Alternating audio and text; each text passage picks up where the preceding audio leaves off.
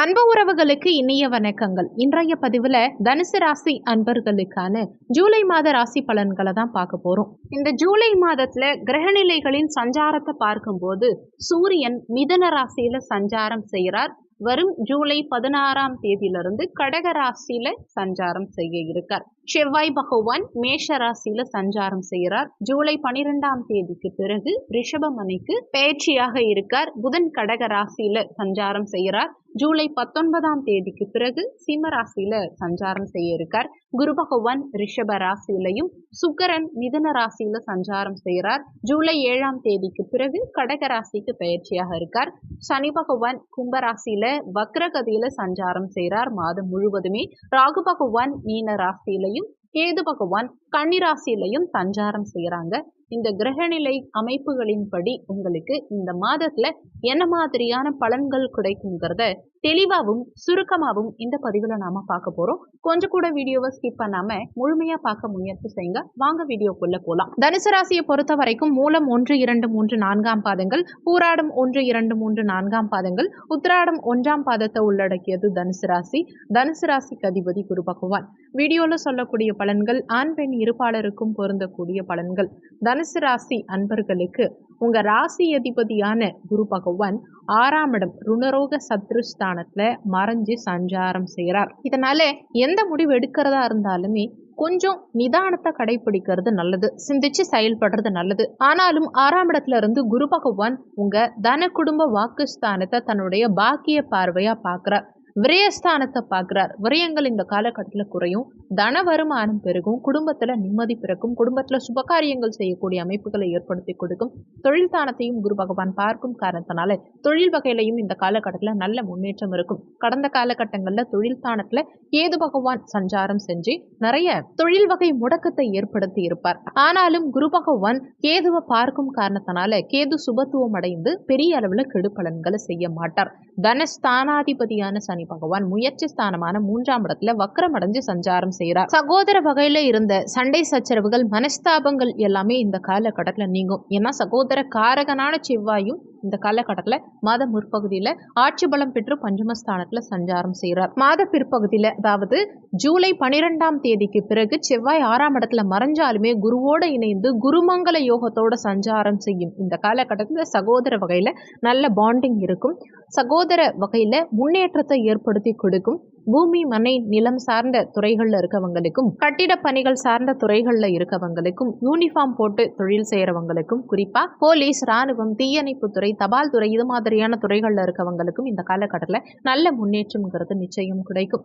சுகஸ்தானாதிபதியான குரு பகவான் 6ஆம் இடத்துல மறைஞ்சு இருக்கும் காரணத்தினாலையும், அதே மாதிரி சுகஸ்தானத்துல ராகு பகவான் சஞ்சாரம் செய்யும் காரணத்தினாலையும் தாயோடைய உடல்நலம் சார்ந்த விஷயத்துல சற்று கூடுதல் அக்கறை தேவைப்படும். தாயோட சில கருத்து வேறுபாடுகள் சிலருக்கு ஏற்பட வாய்ப்பு இருக்கிறதுனால சற்று விட்டு கொடுத்து செல்ல பாருங்க. பேச்சில் நிதானத்தை கடைபிடிக்க பாருங்க. அதே மாதிரி ஏதாவது இடம் வாங்க போறீங்க, வண்டி வாகனங்கள் வாங்க போறீங்க, வீடு கட்ட போறீங்க, நிலம் வாங்க போறீங்க அப்படின்னா டாக்குமெண்ட் சார்ந்த விஷயங்கள்ல சற்று கூடுதல் அக்கறை தேவைப்படும். ஏன்னா டாக்குமெண்ட்டுக்கு காரகனான பத்திரப்பதிவு சார்ந்த துறைக்கு காரகத்துவம் வைக்கக்கூடிய புதன் பகவானும் மாத முற்பகுதியில அதாவது ஜூலை 19ஆம் தேதி வரைக்கும் அஷ்டமஸ்தானத்துல மறைஞ்சு சஞ்சாரம் செய்கிறார். அதனால மாத முற்பகுதியில டாக்குமெண்ட் சார்ந்த விஷயங்கள்ல பத்திரப்பதிவு சார்ந்த விஷயங்கள்ல சற்று கூடுதல் அக்கறை கவனம் அவசியம் தேவைப்படும். பஞ்சமாதிபதியான செவ்வாய் பகவான் மாத முற்பகுதியில பஞ்சமஸ்தானத்துல ஆட்சி பலம் பெற்று சஞ்சாரம் செய்யும் காரணத்தினால குழந்தை பாக்கியம்ங்கிற விஷயம் உங்களுக்கு சாதகமான முறையில் இருக்கும். மாத பிற்பகுதியில செவ்வாய் 6ல மறைஞ்சாலுமே குருமங்கல யோகத்தோட இருக்கும் காரணத்தினால குழந்தை காரகனான குருவோட குழந்தை ஸ்தானாதிபதி இணைந்து சஞ்சாரம் செய்யும் காரணத்தினாலையும் அந்த குரு பகவான் குடும்பஸ்தானத்தை பார்க்கும் காரணத்தினாலையும் குடும்பத்துல புதிய உறுப்பினரை இணைக்கக்கூடிய யோகத்தை இந்த காலகட்டம் நிச்சயம் ஏற்படுத்தி கொடுக்கும். இந்த செவ்வாய் குரு சேர்க்கைங்கிறது பூமி மனை சார்ந்த விஷயங்கள்ல அனுகூலத்தை ஏற்படுத்தி கொடுக்கும். பூமி காரகன் செவ்வாய் குருவோட இணைந்து குருமங்கல யோகத்தோட சுகஸ்தானாதிபதியோட செவ்வாய் சேர்க்கை பெற்றிருக்கக்கூடிய அமைப்பு சுகபோகங்களை பெருக்க வைக்கும். அசையா சொத்து சேர்க்கைக்கு சாதகமான அமைப்புகளை ஏற்படுத்தி கொடுக்கும். பூர்வீக சொத்து சார்ந்த வகையில கடந்த காலகட்டங்கள்ல இருந்த தடங்கள் தடங்கல்கள் அனைத்தும் இந்த காலகட்டத்தில் நீங்கி பாகப்பிரிவினை சம்பந்தமான பிரச்சனைகளுக்கெல்லாம் இந்த காலகட்டத்தில் ஒரு முற்றுப்புள்ளி வைக்கக்கூடிய சூழலை உண்டாக்கும். 6ஆம் இடத்து அதிபதி சுக்கிர பகவான் ஜூலை 7ஆம் தேதி வரைக்கும் 7ஆம் இடத்துல களத்திர ஸ்தானத்துல சஞ்சாரம் செய்கிறார். இதனால மாதம் துவங்கி முதல் வாரம் மட்டும் கணவன் மனைவிக்குள்ள சற்று விட்டு கொடுத்து செல்வது நல்லது. கூட்டு தொழில் செய்யறவங்களும் கூட்டாளிகள் கிட்ட அனுசரித்து செல்ல பாருங்க. கணக்கு வழக்கு சார்ந்த விஷயங்கள்ல பர்ஃபெக்டா மெயின்டைன் பண்ண பாருங்க.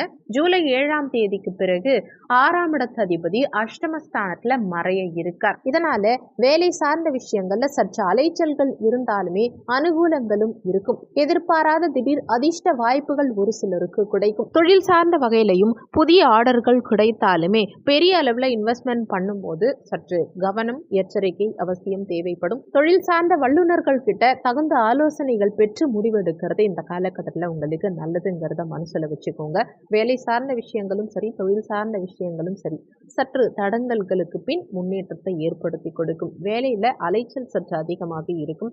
ஒரு சிலருக்கு தூக்கம் கெடலாம். அதனால தேவையில்லாத அதிக சிந்தனைகளை சற்று தவிர்த்துக்கிறது உங்களுக்கு நல்லது. களத்திர ஸ்தானாதிபதியும் 10ஆம் இடத்து அதிபதியுமான புதன் பகவான் மாத முற்பகுதியில், அதாவது ஜூலை 19ஆம் தேதி வரைக்கும் அஷ்டமஸ்தானத்துல மறைஞ்சு சஞ்சாரம் செய்யும் காரணத்தினால மாத முற்பகுதியில கணவன் மனைவி சார்ந்த விஷயங்கள்ல நிதானம் அவசியம் தேவைப்படும்.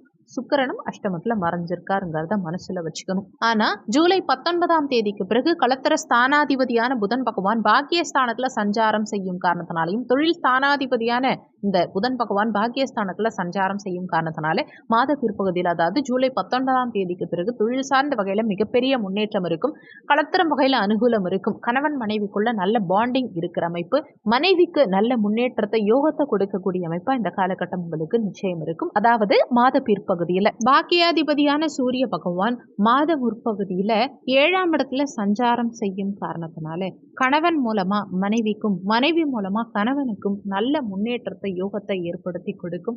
தந்தை வழி சொத்துக்கள் எல்லாம் கைக்கு வந்து சேரக்கூடிய அமைப்பு இதெல்லாம் சிறப்பா இருந்தாலுமே ஜூலை 16ஆம் தேதிக்கு பிறகு உங்க பாக்கியாதிபதி அஷ்டமஸ்தானத்துல மறையும் காரணத்தினால தந்தையோடைய உடல்நலம் சார்ந்த விஷயத்துல மாத பிற்பகுதியில கூடுதல் அக்கறை எடுத்துக்க பாருங்க. தந்தையோட ஒரு சிலருக்கு கருத்து வேறுபாடுகள், மனஸ்தாபங்கள் ஏற்படலாம். ஒரு சிலருக்கு எல்லாம் இருந்துமே அனுபவிக்க முடியாத சூழலை உண்டாக்கும். பாக்கியங்களை அனுபவிக்கிறதுல தடங்கல்கள் உண்டாக்கும். தந்தை வழி சொத்துக்கள்ல ஏதாவது வில்லங்கம் ஏற்படலாம். பாகப்பிரிவினை சம்பந்தமான பிரச்சனைகள்ல இந்த மாத பிற்பகுதியில ஈடுபடாம இருக்கிறது உங்களுக்கு நல்லதுங்கிறத மனசுல வச்சுக்கோங்க.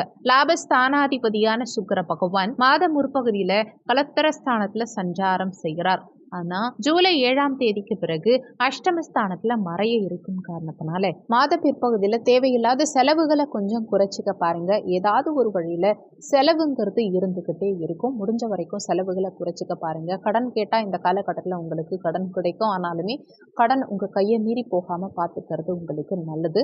முடிஞ்ச வரைக்கும் கடனை வளர்த்துக்காதீங்க. ஏன்னா கடனை வளர்க்கும்ங்கிறதுனால பெரிய அளவுல கடன் வாங்க வேண்டாம். ஆடம்பர செலவுகள் செய்யறதையும் சற்று தவிர்த்துக்கிறது இந்த காலகட்டத்தில் உங்களுக்கு நல்லது. விரையாதிபதியான செவ்வாய் பகவான் மாதம் முற்பகுதியில பஞ்சமஸ்தானத்துல சஞ்சாரம் செய்யும் காரணத்தினால குழந்தைகளுடைய உடல்நலம் சார்ந்த விஷயத்துல சற்று கூடுதல் அக்கறை எடுத்துக்க பாருங்க. ஆனா அதே விரையாதிபதியான செவ்வாய் பகவான் ஜூலை 12ஆம் தேதிக்கு பிறகு விரையாதிபதியான செவ்வாய் பகவான் 6ஆம் இடத்துல மறையிறது அவ்வளோ விசேஷம்.